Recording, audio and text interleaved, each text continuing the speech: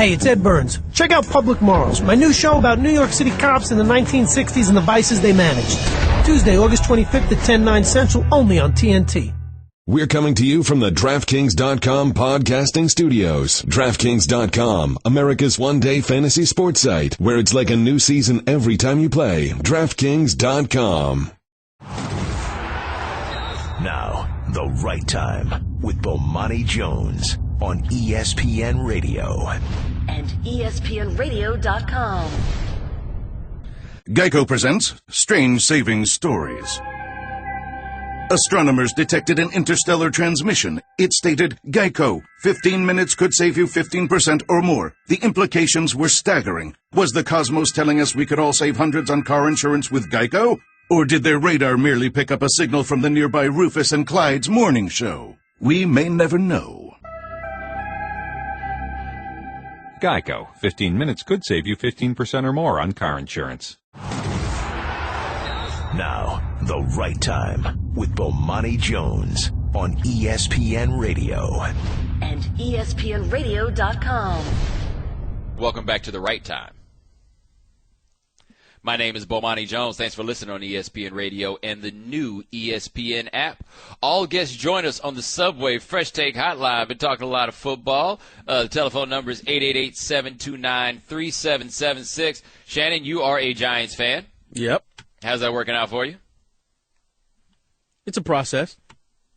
You know, hey, you guys have won 2 Super Bowls in the last 8 years. Those also happen to be the only playoff games that the Giants have won in the Eli Coughlin era. Do I have that right? Yeah, that would be correct, yes. I ask you, though, how do you feel about that? Because it's an interesting thing. There have been those peaks, and the Giants in that time have rarely been very bad. I don't think they've had any season where they've lost fewer than 6 games. But how's that work out for you, where you guys have those Super Bowls? That was fantastic, but that's about it. Well, we keep going back to those Super Bowls, though, and I think that keeps the heat off of Eli. Not so much Coughlin, but it keeps the heat and the criticism off of Eli because he won those 2 championships, and they happen to be both against the Patriots. Really highly publicized Super Bowls, especially the first one. Well, so let's be real. That keeps the New York heat off of Eli. It doesn't just keep the heat off of Eli. It looks like it's about to keep that money in his pocket. Shannon, did I just read that it is expected that he is going to sign a contract that will be bigger than Aaron Rodgers? That's what he's trying to do. Now, here's the thing. Everybody's contract right now, the measure is bigger than Aaron Rodgers, right? That's everybody's contract at this point because Aaron Rodgers' current contract is outdated. Like, it won't be like that forever, but his current contract is outdated. That's it. However, this Eli Manning thing, have we figured out, like, whether Eli Manning is, like, actually good? Like, we know, I mean, I wouldn't say that he's bad, and his numbers last year would indicate that he was very, very good. But if you want to look game by game last year, Eli feasted against bad teams. Like, Shannon, did you notice that in watching? Yeah, absolutely. He had good games against teams like Jacksonville, though the Giants lost that game. But, yeah, you're absolutely right. He feasted against good teams. Yeah, like the teams that they were supposed to beat by the time he had gotten the hang of it and Odell Beckham had picked it up. But when they got against good teams and good defenses, you got the Eli that you had before. Like, that's what it is. And I am amazed, not really amazed, like, I guess you can't just go get a quarterback off the street that's as good as Eli Manning. But the Giants have never demonstrated, like, any interest whatsoever in thinking about what the future's supposed to be. No, like, what are they supposed to do after him? No, it seems as though they haven't thought about that. No, you would think by now with teams like New England and drafting guys who potentially could be Brady's replacement or something like that. They haven't done that in New York. Yeah, they took Ryan Nassib, but he doesn't seem to be the real future for the Giants. Now, they don't have a great quarterback. They don't have a great coach. Let me calm down on that with Coughlin because I get torn on that one also because Coughlin did all that winning in Jacksonville and Coughlin won these 2 Super Bowls, but like, what have you seen in New York outside of those 2 years with those Super Bowls? Like, really, what have you seen? The answer, not very much. So Eli Manning has a reputation that I've just always looked at like, are you guys watching the same dude as me? Like, are we all watching the same guy play quarterback? Because the dude's led the league in interceptions 3 times. 3 times. To put it in perspective, and we're well past his first 4 years, but his first 4 years, statistically, Josh Freeman was as good, if not better, the first 4 years of his career than Eli Manning was. Of course, there's one major difference, of course, which is that Eli Manning won a Super Bowl in that 4th year. The question I have about Eli is, how long can one man keep trading off of those Super Bowls? Like, how long can he do it? Because I never felt like, by the way, when they won those Super Bowls because they had Eli Manning. Like, the defense coming into swing, the running backs finally getting healthy. Let me ask you, how does Eli's situation compare to Ben Roethlisberger? Both guys came in the league same year. Roethlisberger also has 2 Super Bowl wins. He's actually appeared in 3. How do their situations compare? I just think Roethlisberger's a better quarterback. Like, I think that's just that. Like, the easy answer to that one, of those 3 quarterbacks that went in 2004, Eli went number 1, Rivers went number 4, Roethlisberger went 11, I think, 11 or 12, somewhere in there. Roethlisberger, I think, has proven to be the best of those 3, rather. I would take Phillip Rivers next. Like, if you ask me who I wanted, Phillip Rivers or Eli Manning, I'm not sure that the Giants wouldn't be in a better situation right now if they had taken Phillip Rivers with that number 1 pick and told Eli Manning to kick rocks. I'm just not sure. Like, what do you think San Diego would look like if Eli Manning was a starting quarterback? And Phillip Rivers at his best was so much better than Eli Manning was at his best. Even if we're just talking about regular season performance, didn't Phillip Rivers have like 3 straight seasons with like 100+ ratings once he took that job and was going with North? Like, also, Phillip Rivers almost won that AFC Championship game on 1 ACL against those same perfect Patriots that the Giants ultimately beat in that Super Bowl. Like, Phillip Rivers' team was right there at the same level. But it's always just very interesting to me with Eli, because, no, I don't think you can go on the street and just get yourself a better quarterback. But how good are you going to be? Like, you could keep trying to bet on this. We're going to sneak into the playoffs at the end, like barely win the division, or we're going to be the wild card, and then we're going to try to win 4 games in order to, win the Super Bowl. You could do that. But do you think that you'll ever be in a situation, really, where you feel like you're going to get a first-round bye with Eli Manning as your quarterback? Are they in a position with the rest of their roster to really compete after giving Eli Manning a boatload of cash? Shannon, am I making you feel bad right now? No, you're pretty good. And the stable of those Giant teams have been great defensive play, especially on the defensive line. And that's somewhere that they've struggled these last, 3 years or so. And now you have your best defensive lineman who's going to be out with a hand injury. So the Giants definitely have question marks. They brought back Spagnuolo to try to rekindle some of that old blitzing style, but this falls more on Eli than it has any time in the past because they don't have that defense to rely on. Well, Jerry Reese has always operated on the premise that you can never have too many pass rushers, which I totally agree with, by the way. You can never have too many pass rushers. Shannon, what don't the Giants have enough of going into this season? And pass rushers. I tell you what would make that pass rush look better. I mean, it can't happen, but I feel like if they got to play against their own offensive line, they'd be pretty good. Like, not all the time, because they were better last year than they were the year before. 2013, who's your man that plays left tackle?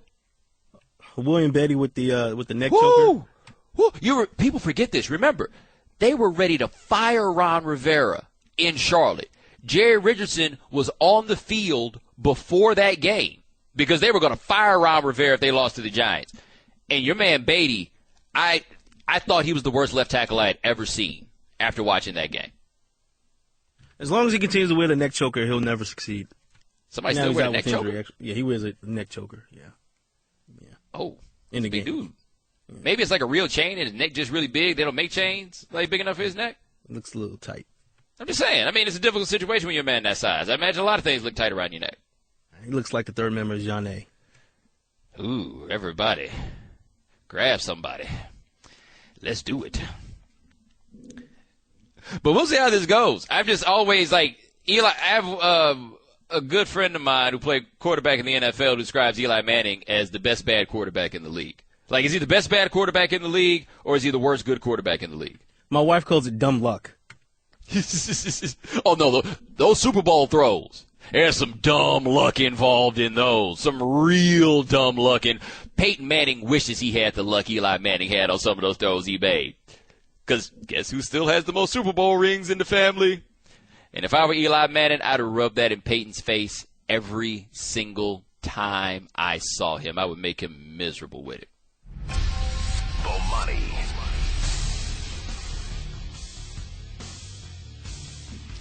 Ladies and gentlemen, welcome back to The Right Time.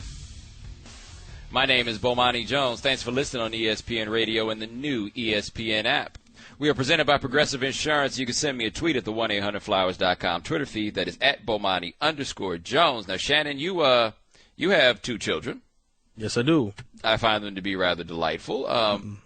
Any chance you would take parenting tips from James Harrison? Not at all. Really? Not in the least. No, I'm good. He looked like he knows something about discipline, though.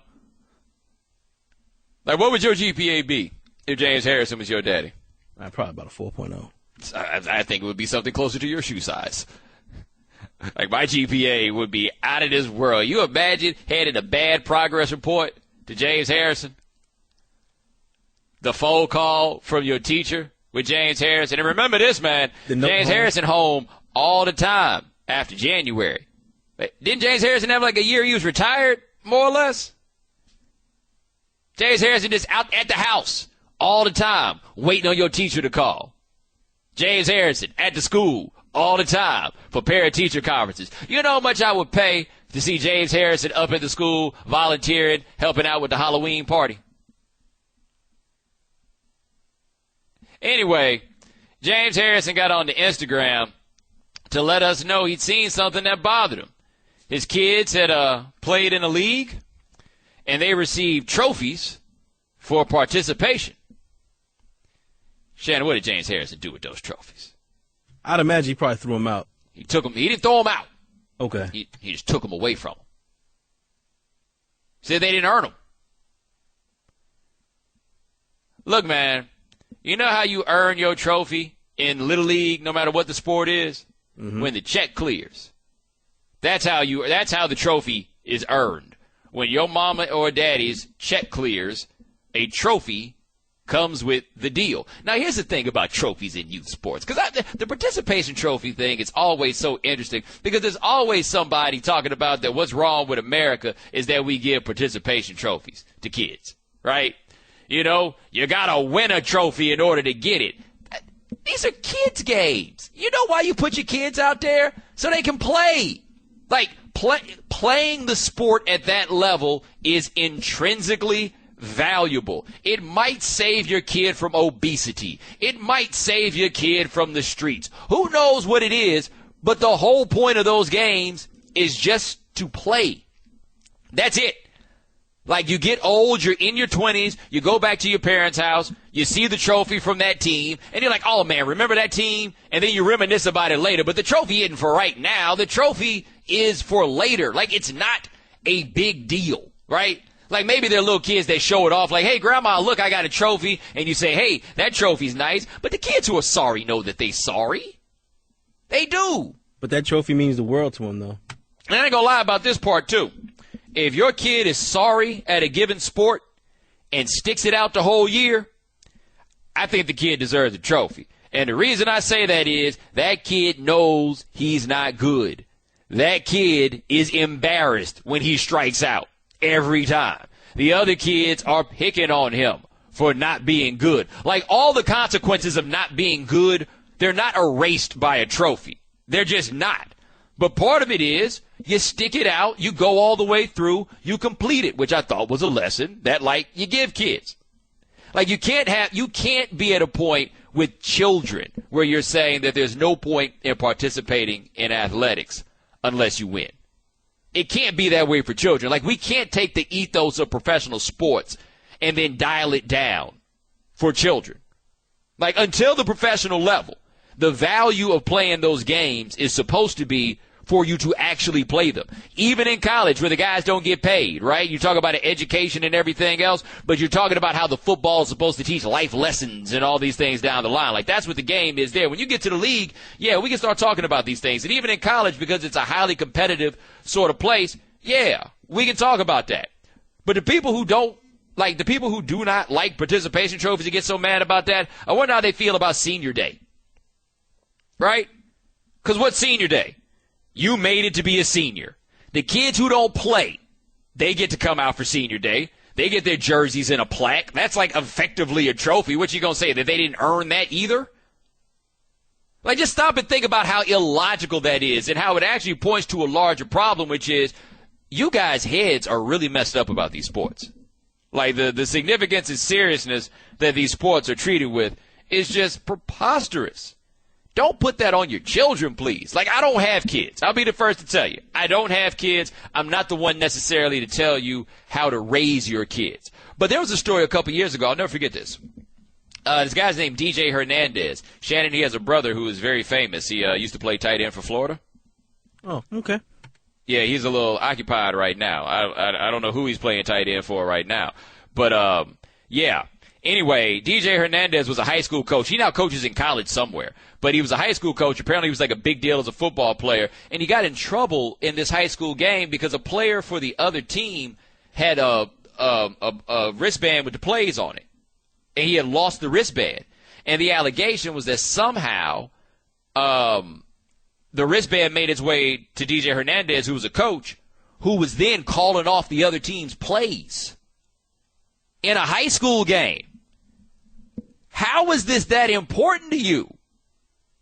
Like, that's not the point of this. And what I think happens very often in these discussions is the kids who are good at sports very often don't understand that those sports on the lower levels are not for them. Like, the games are not intended for those kids to, I mean, they can participate and you want them to participate, but no, they're not here for your, like, self-actualization. They're not here for your climb to greatness. It's so the kids can get out there and run around and not get fat, run themselves to sleep. Like, Shannon, I imagine that's a great benefit of having your kids out there is they can run themselves to sleep. Oh, tire them out. Absolutely. Yes, that's one of my favorite techniques to use when I watch your son. It never quite work, but, you know, I try. Oh, practice is over, but you still want to throw a little? Oh, yeah, go right ahead. Yeah, take your time. That's what it is. That's what it is. And in the end, let them have a trophy. Tell you the other reason why you can't be out here talking so bad. Oh, by the way, I hate it when this happens. I have like 3 thoughts at one time. People act like participation trophies are new, by the way. Right? These days, you hear people say that, right? And James Harrison didn't necessarily say this, and his thing is he doesn't believe in that. Okay. But people say that things like, you know, these days all the kids get participation trophies. I'm 34 years old. I got participation trophies, and nobody told me, you know, this is this new thing that we're doing. I have an older brother. He's 47 years old. He has participation trophies. If it wasn't for participation trophies, wouldn't be no trophy shop. You realize you guys are advocating for putting the trophy man out of business? Trophy man been a fixture in every little small town. And the only way he keeps the lights on is waiting for the little leagues to run out. But here you go, trying to put hurting trophy man's money. Why? Because you take sports too seriously. Trophy man gonna come smack you in the face for that one. 888-729-3776 is the telephone number. I was going to say something else about participation trophies, and it just escaped me so quickly. I'm always very embarrassed when this sort of thing happens. Oh, yeah, one key thing to note. And I think I said this a little earlier, but I'm going to say this one more time. Hold on, here we go. Sorry. I knew somebody would say something stupid to spur this a little bit farther. The guy says, competition is not a bad thing, Bomani Jones. Nobody said competition was a bad thing. Go ahead and compete. Play as hard as you can. What the hell does that have to do with the trophies? Like, seriously, what does that have to do with the trophies? I'm here for competing. I have no problem with it. I'm actually pretty competitive myself.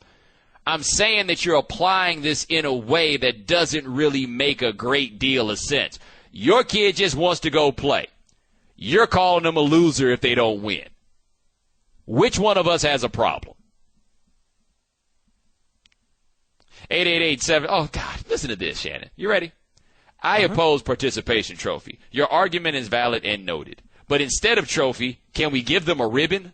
So is this like a philosophical notion about trophies? Like that's what the issue is? It's a trophy? If they have a pizza party, you don't have a problem with it? Why don't you realize you sound stupid? Bomani.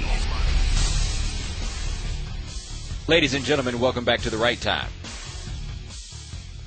My name is Bomani Jones. Thanks for listening on ESPN Radio and the new ESPN app.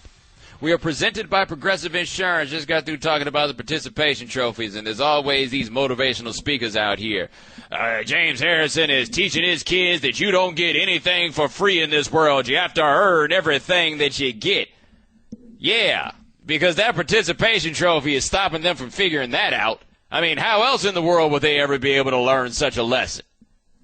Like, it is amazing what, like how hard scrabble everybody turns into as a parent when the topic becomes participation trophies. Like, look, I know y'all's kids, all right? I see your kids around making all this noise in the store and everything else. I feel like there's a lot more lessons you need to be teaching these little jokers before these. I mean, I could be wrong here, but I see you'll be bad little kids on the plane. I'll give them a trophy. It'll make them shut up. How about that?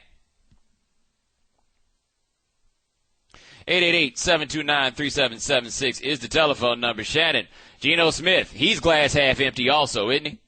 Yeah, he has to be at this point, yeah. I mean, he can't do anything right. It's bad enough we spent all our time trying to find a way to explain why it was okay for him to get his jaw broken. Or at the very least, why it was okay not to give a damn that he got his jaw broken. Then he got his jaw broken. He's already trying to come back. He's out there in the front yard with bandages on his face, throwing the football, and the Jets have told him to stop. And to be clear, the Jets were right to tell him to stop because that run, he increases the risk of infection. Like, definitely. If this is not what the doctor wants you to do, then they should be the ones telling him to stop. But people were clowning him for that, Shannon. They were clowning him for that. What can he do? What can he do right at this point? Is there anything he can do? Well, the way they were clowning this time was the eye black. But it wasn't eye black. Those are bandages from the surgery he just had. Like, you realize how hard people are working to find a reason to clown. Like, if you just naturally arrive at it, it's whatever. You know what I mean?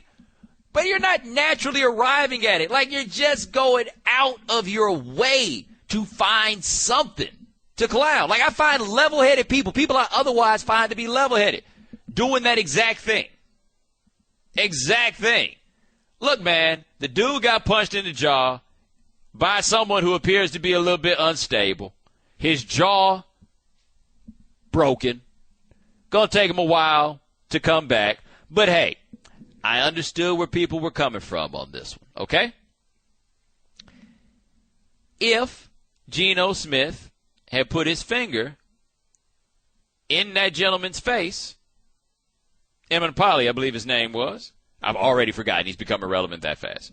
If Geno Smith had put his finger in that dude's face, then it doesn't necessarily make it right to punch him in the face, but we all understand that might get you punched in the face, right? And so that gave people the license to run with it. But here's the thing. Shannon, did anybody put their name on one of those? Like Ryan Clark, who works with us, he had talked to people who had told him that. So, like, he put his name on what he had been told. He reported what he had been told. But I had not seen anybody put their name on the idea that they saw Geno Smith put their finger in that dude's face and then it go from there. That was all anonymous. Well, we now have someone willing to say that he saw what happened and put his name on it. His name is Brandon Marshall. There's people, whether it's people on ESPN or other people around, putting their 2 cents. Did he put his finger in his face? Did he do this? No, he didn't. Geno Smith, there was nothing. He didn't do anything wrong that day. And, it's just an unfortunate situation. Now, that was from Mike and Mike this morning. So what y'all about to say now? Seriously. So why now was it okay to punch Geno Smith in the face? Anybody? Like, hey, guys, we've been watching. You've been working really hard to figure it out. So now why was it okay to punch Geno Smith in the face? Like, some people have got to walk some of this back at some point. And I think all of us were critical of him to a degree, and it did appear to all of us that this had to be a situation where everybody was at fault. And in large part, we felt like it had to be a situation where everybody was at fault because nobody seemed to be putting the cape on for Geno. But one thing I did figure out, somebody made this observation to me even about Brandon Marshall's comments, that you know who probably wasn't happy about Brandon Marshall talking about that? Todd Bowles. Because Todd Bowles just wants this gone. Like, Geno's not there. Like, we know how football works. If you're not there, you don't exist. So Geno's not there. And even Brandon Marshall, in the course of what he was saying about Geno Smith, he still gave all the cliches that the coach seemed to have shot down the line. Everybody that's been asked about this on the team is basically given the same answers, right? Even Brandon Marshall is on the We Have Moved On program. Like, everybody's trying to move on. There's only one person who's going to be independent enough to put his name on it at this point and say something about it. And that was Brandon Marshall. Because, Shannon, he is, Brandon Marshall. You can tell him not to? I mean, you can. I don't know how it's going to work out. Like, it might not necessarily be dangerous, but I don't think it'll be successful. So, really, what you got now? What do you have? Because at some point, I think people are going to need to stop and explore why they were so excited about this dude getting punched in the face. Part of it is him playing for the Jets, but that's not all. Shannon, you made an interesting observation about Geno. It's something he might want to do to change his image up a little bit. Yeah, I think it's time that he starts going by his real first name, which is Eugene, and start referring to himself as Eugene, as in making it appear as though he's grown up, more mature, moving on. The Geno stuff was stuff in the past, and it's time to move on and become Eugene. He can't stop at Gene. Because Eugene, like when I hear somebody say their name is Eugene, I feel like male pattern baldness should be associated with that. Like, doesn't a dude named Eugene have a cul-de-sac and a beard? Like, isn't that what Eugene sounds like to you? And he's always the one on the grill. Yes, yes. Or you could be the Eugene who was the NFL Man of the Year and then got popped for soliciting a prostitute the night before the Super Bowl. The Eugene I'll never forgive. How about that, Eugene?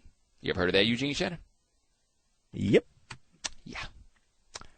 Some of you know I grew up rooting for the Falcons, and there was a dude named Eugene who got popped for trying to pick up a prostitute the night before the Super Bowl, and then Rod Smith ran behind him, and the ball went over his head, and that was a touchdown, and it didn't go anywhere. Shannon, I don't think Eugene's the way for Geno to go. I don't think that's the way. I don't think Eugene, like, he can't stop at Gene, can he? Is Gene not far enough away from Geno? Nah. You gotta go What's Eugene. his middle name? That's what we need. Because I think that Geno, with his first name starting with an E, he might be in a position to do like the initial thing, like a famous author might.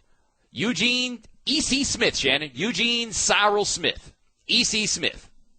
The third. Trey Smith. Can he be that? Because I think he couldn't be Eugene. That's his daddy's name. And you can't be Trey, though. Trey sounds like a DB. Trey does sound like a DB. Eugene Smith III. So you just take it all the way out? That sounds good to me. Yeah, I said the problem is Robert Griffin done messed that up for everybody. He also wears black church socks, apparently, when he works out.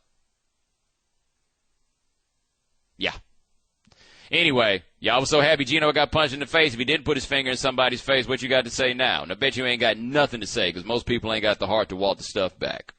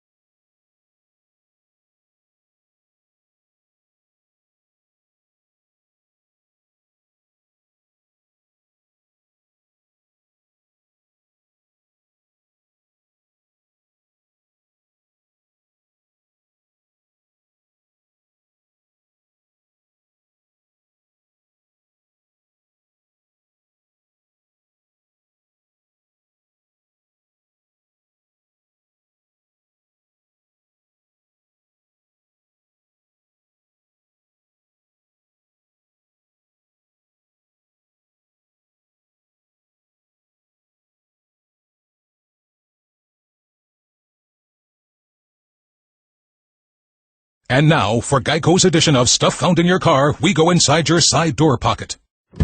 Hello, yes, the crumpled receipt with gum in it. From your anniversary dinner, you sprang for expensive wine, your server was Beth. That dinner was a couple $100. Money you could get back if you switched to Geico and saved hundreds of dollars on your car insurance. I bet you'd save that receipt. Frame it even. But really, where did I go wrong? Was it the corkage fee? Geico. 15 minutes could save you 15% or more on car insurance. Visit geico.com today. Now, the right time with Bomani Jones on ESPN Radio. And ESPNRadio.com. Ladies and gentlemen, welcome back to The Right Time. My name is Bomani Jones. Thanks for listening on ESPN Radio and the new ESPN app. All guests join us on the Subway Fresh Take Hotline, and since we don't actually get to watch Hard Knocks here because we're too busy working hard trying to entertain the masses while the program is on, I figure I'd get you guys caught up on what's happening with the Houston Texans. So our next guest, she writes for ESPN.com covering the Texans. Her name is Tania Ganguli. Tania, what's going on? Not too much. How you doing? I am doing just fine. Today was a big day in Houston because Jadeveon Clowney actually put on a uniform and practiced. I have that right? Yeah, he did. He did all that and the helmet. And how'd he look? You know, what they had him do today was go through, they call it dynamic stretching, and he did the walkthrough, and he did the individual drills, and I saw him do some drills where he was cutting, and he looked pretty good. He's dying to get back in there and do some pass rush drills and hit some people, but they're not ready to let him do that yet. They're really easing him into it because that's the smart thing to do right now. Well, the Texans given any indication of what they reasonably expect from him coming off a microfracture? Well, they don't talk about it a lot, but what you have to understand is that, I've talked to guys who've had that surgery, and you even heard Darrelle Revis talk about it in the Sports Illustrated story. It takes a while to come back from an injury that serious. And he's young, so that's good, and that's probably going to help. But I think it would be unreasonable for anyone to expect him to be what he, at his peak, right away. Maybe not, at least until the end of this season, maybe not until next season. All right, talking to Tania Ganguli of ESPN.com, and how badly do they need him to be very good? They have J.J. Watt, but I guess they had envisioned the most fearsome pass-rushing combo of all time if Clowney could have been, what we thought he could be at the peak. Yeah, sure. I mean, J.J. Watt accounted for a lot of their pass rush. They didn't really have much outside of him. He had 53% of their sacks. So he ranked very high in the league in individual sacks, but the team itself was in the lower half of the league. So they need some way to get – they've made a lot of changes. They had Vince Wilfork as an upgrade at nose tackle for them. Whitney Merciless is their other outside linebacker, and he's better this year than he was at the beginning of last year. So all of that will help, but – of course, having Clowney and what an unbelievable talent he is would really change things for them. All right, switching gears a little bit to looking at the offense, the Texans have that tricky situation where they've got three guys at quarterback that I don't think anybody necessarily thinks is the future for them. But how's the position looking so far in camp? O'Brien keeps telling us that the two guys that are really in the competition for that starting job, Brian Hoyer and Ryan Mallett, that they're both pretty even and they're both doing well. The thing that he's going to look for is consistency, and I think that they get a lot of negative attention, both of those guys, but I think that they can do what the Texans need. Neither of them is Tom Brady, but they can get them there, and O'Brien believes that, and that's kind of how they approach the offseason. It's not that they weren't looking for a guy who could be a franchise quarterback and could be the future. It's that they feel like right now they've put themselves in the best position that they could have this offseason. Now, O'Brien is a quarterback guy. He's worked, an offensive guy at all the stops that he's been at Penn State. The thing he got credit for as much as anything else was working with quarterbacks. Do you get the idea that he's one of these guys that has that feeling like, I can make these guys work. Like, I know what I'm doing here. Yeah, and he really, the thing that he gets very defensive about them when he talks about them. And part of that is that he likes both of them and he likes how they've been working, and he thinks that he can get the consistency he needs out of one of them for this season. So, a coach always thinks that they can, A, get the best out of whatever player they put out there, and B, that they can work with whoever they have and put them in the right situations to make the team successful, and that's really what O'Brien and his staff focus on. All right, talking to Tania Ganguli. She covers the Houston Texans for ESPN.com. There'd also been some noise about the Texans not so much that they had considered Ray Rice, because Bob McNair seems to be trying to make sure that everybody knows that he's not really, really thinking about it. But is there any chance that he would wind up on that roster given the Arian Foster injury? I don't think so. We all had kind of assumed, because Bob McNair has said over and over again that he's not interested in someone who's been involved in domestic violence, that he has zero tolerance for that kind of thing. And, you can get into second chances and all that stuff, but zero tolerance means no second chances. So that's what McNair has said repeatedly over the last few years. So, I just asked him, is there a chance that you would bring him in? And his response was kind of, I'll talk to the players. I don't think they would want someone like that here. I don't think he would fit in. And then he added that he thinks that the 4 running backs they have now might be better than Ray Rice right now. And I think that's the big key, is that Rice didn't have a great season the year before last. And I think a lot of people, that as much as the off-the-field drama is keeping people away from him. Well, another thought with the Texans is that I looked up this year and realized that this no Andre Johnson playing for the Texans thing, it's been a long time since since you've had a situation where it's like, hey, Andre Johnson, at wide receiver, how do the Texans look? They actually look really good at wide receiver. They don't have, it's interesting because Andre Johnson played most of his career without any help at that position. I mean, if you look at the numbers, like their top receivers have always been like Johnson and then the tight end and then Arian Foster. It's always been like that. Now they have a group that they have a lot of viable receivers in that group, and top to bottom, I think their depth, I'd have to look at this, and I'm probably going to write about this week, but top to bottom, I think their depth is the best it's ever been. So it'll be an interesting group to watch, especially, with the quarterback situation. You're going to see the quarterbacks wanting to, work with those guys and take advantage of that. DeAndre Hopkins I think he's a star in the making. He actually had a better catch than Odell Beckham Jr. last year, but it didn't count because he lined up wrong. All right, talking to Tania Ganguli of ESPN.com, and I led in talking about Hard Knocks. How much different is it being around camp with all the HBO cameras? It's a little different because, they get to run. You see, like, the guys will huddle on the field, and there will be, like, a camera running in there, the boom mic over them, and that kind of stuff didn't happen before. I actually kind of like it because they're a very secretive organization, and you can get a little bit of insight that we don't get to see. So, any information, I'm in favor of information being out there about the team I cover. So I enjoyed the first episode. I thought it was very funny. See, we don't know about the first episode over here. We over here working hard, and sorry. everybody else is out here watching on HBO. No, I saw a couple of clips of it. I just think it's interesting, though, also with the NFL, that there's so much coverage at training camp right now that a documentary film crew could show up, and it's really not that much different than what it would be before. Yeah, J.J. Watt. Someone asked J.J. Watt a couple weeks ago what it was like, and he was like, I feel like there are cameras following me 24/7 anyway, so it doesn't really feel that different. All right, well, Tania Ganguli, she covers the Houston Texans for ESPN.com. Thanks so much for joining us. We'll talk to you soon. No problem. Thanks for having me. Bomani. Ladies and gentlemen, welcome back to The Right Time.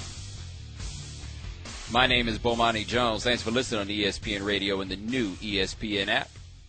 We're not presented by Progressive Insurance. All guests join us on the Subway Fresh Take Hotline. Thanks to Tania Ganguli for joining us last segment, talking about the Houston Texans. Been talking about participation trophies a bit today. And look, man, Shady, where are all these people who became so tough by not receiving participation trophies? Because they've been giving the damn things out for like 50 years. Right. Some of these people, they need hugs or something, man. I'm just so when amazed. They get so tough by this, so hardened by. They really think that, like, we're going to teach these kids the value of hard work. You ain't getting no trophy for playing soccer unless you the best. What? Like, and they actually mean this. They do. And so it's like this larger thing that comes from these people that basically feel like America is becoming soft or that we're raising soft kids, which I don't necessarily disagree with.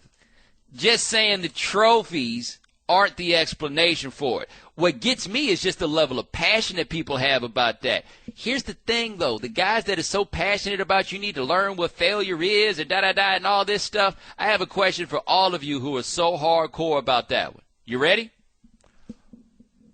where do you work? Like, guys, I'm looking at your Twitter profiles. I'm looking at the details that you're sending me. You're not sending this from the biggest brokerage houses in the world. Where do you guys work? Like, you're so sure that the participation trophy is what makes people so weak. That's great. I just need to know how you ended up and what was the reason for it, because I'm sure you got some kind of story. Now, if you want to have this problem with participation trophies, that's fine. If that's what you feel, that's cool. I need you to take this all the way. And you know where I need you to take this all the way to? And this is very important. Stop lying to your kids about how smart they are. Like, that's the participation trophy y'all stay giving out. Telling your kids that they are smarter than they actually are. Okay? We all know the person who talks to you about how smart their kids are. And then you go meet that kid, and you're like, this kid isn't smart at all. Like, we all know that. I'm smart, not like everybody says. Like dumb, I'm smart, and I want respect. Yes, that's what we wind up with. Full of Fredos. I can handle things. I'm smart. They're all over the place, man. Those are the ones that cause me a problem. Like your kid thinking he's better at soccer than he is, I really don't care. That's not so much of a big deal. But when I used to teach those college courses, your kid trying to convince me that his C-level work was actually A-level work, that was an issue.